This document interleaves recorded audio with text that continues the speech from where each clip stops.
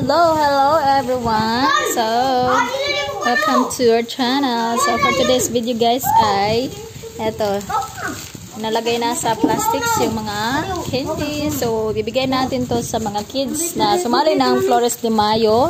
So, from May 1 to May 31. So, ayan, yung mga katulong ko ngayon dito sa bahay. So, ayan. So, inuna muna namin yung mga candies na ibibigay namin sa mga bata. So, meron kaming secretary si Ate Sheena. Ayan. So, sinasulat niya yung mga names yung nandyan sa attendance na sumali talaga araw-araw. So, ayan. Tapos, hindi pa namin nabuksan yung ano namin, yung parcel namin doon. Yung parcel namin, hindi pa nabuksan. School supplies ang laman nito, guys. So, para sa mga bata. Thank you so much sa sponsors namin. So, ito yung mga sponsors namin. So, cash donations from my batchmate Rivas Arnado, 1,000 pesos. Kay Ma'am Mary Chris Dabalos, 300 pesos. Kay Mia Serrera, cousin ko guys, 1,000 pesos. Kay Ate Jenny Nieras, 1,000 pesos. At kanina, kay Kuya Edison Rallard, 2,000 pesos. So, ito yung mga list naman sa mga sponsors namin araw-araw sa Flores. So, ayan guys. So, ito na yung sponsor naman namin dito. Yung ibang gamit, school supplies is Sis Maria Teresa Gordona. So, thank you so much po. So, ito yung binigay ni Sis Teresa. Ayan. Tapos ito, binili ko sa store nila guys. Ito mga lalagyan na plastic envelope. Ayan. Para ilalagay namin dito yung ibibigay namin na school supplies para sa mga kids. So, ito pala yung mga tumutulong sa amin ngayon. Ang anak ko guys, tapos yung kapatid ko, si Elizabeth, si Michelle, ito naman si Ivan, so si Sheena, dito si Arken. So, ito yung muna yung target namin, yung mag-pack ng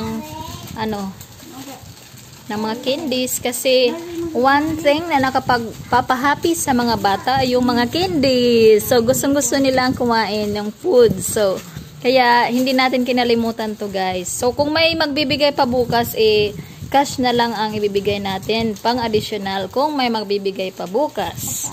So, ayan guys. So, gusto nga ni Ivan guys ng cash. So, sana may mag-sponsor pa ng cash. So, matawa siya oh. Gustong-gusto daw na talaga ng cash guys, no? So, ano kayang gagawin niya sa cash? So, yan yung ginagawa ni Ate Tintin guys. Yung attendance sa whole May ay binibilang niya. Tapos yung pinaka-kompleto, syempre mayroon din silang matatanggap. Yung perfect attendance. Tapos hanggang sa ano na lang guys. Kung sino-sino yung mga may attendance dyan. So, syempre nakasalalay sa attendance nila yung mga marireceive nila. Syempre para hindi naman unfair sa mga bata na laging uma-attend doon. So, napakahalaga yan, guys. Ayan. So, busy-busy pa ngayon. So, mamaya ay pag matapos itong candies, so, dito na naman tayo sa school supplies. Tapos, bubuksan rin natin yung school supplies na nandun sa box.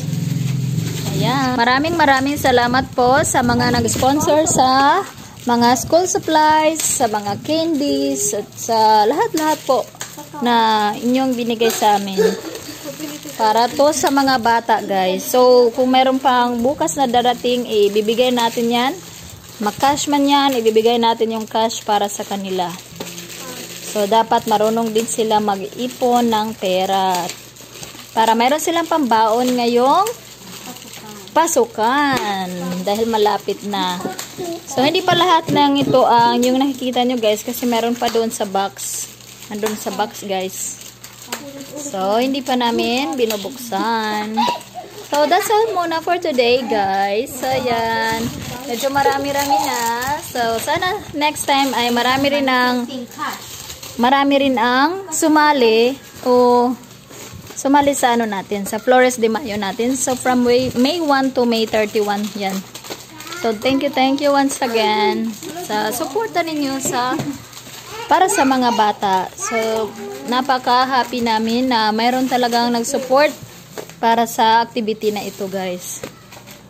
Thank you so much. Grabe, pag may nagbibigay, medyo naiiyak nga ako guys eh. Kasi, hindi mo akalain na magbibigay siya ng ganun. So, diba? So, sobrang happy ko dahil mayroong mga tao na willing tumulong sa amin. So, ayan. So, ito muna yung number 1 na ginawa namin, guys. So, mamaya, mga school supplies na naman. Thank you so much for your donations or for giving cash and supplies. Ayan. So, happy kiddos. Ayan, tumutulong sila. Diba, Ivan? So, laging nagpapadinig si Ivan, guys. Ano daw, cash. Sana mayroon bang mag-donate kasi gusto niya ng cash. Anong gagawin mo sa cash, Ivan? Ha? Itatabi daw niya. Wow! Oh, mabuti yan, Ivan. So, itatabi daw muna niya para may magamit daw siya pagpasukan na. Kung halimbawa, may project. So, ganon. So, that's all muna, guys. Thank you so much. Ulitin ko, thank you po. God bless sa mga tao na willing at saka sa mga nagbigay sa amin ng tulong. Thank you po.